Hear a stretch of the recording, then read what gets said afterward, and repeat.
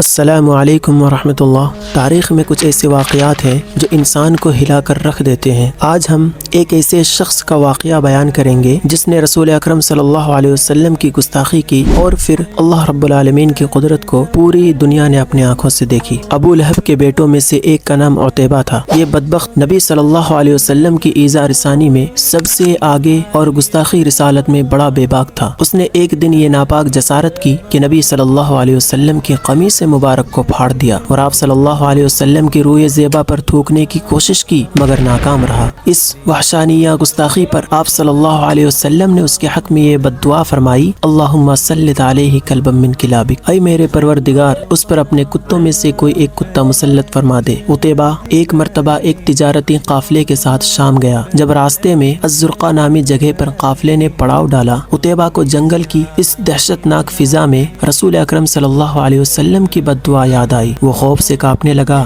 چنانچہ اسے اس بد دعا کے خوف سے اونٹوں اور قافلے والوں کے حصار میں بڑی حفاظت سے سلایا گیا، مگر اس تدبیر پر تقدیر غالب رہی۔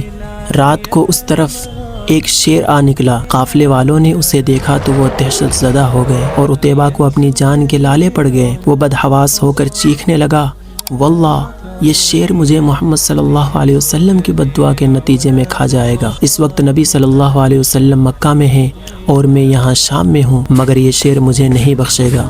ایسا ہی ہوا۔ وہ شیر سارے قافلے کو پھلانگتا ہوا سیدھا عتیبہ کی طرف جھپٹا اور دیکھتی آنکھوں اسے عتیبہ کے ٹکڑے ٹکڑے کر ڈالے۔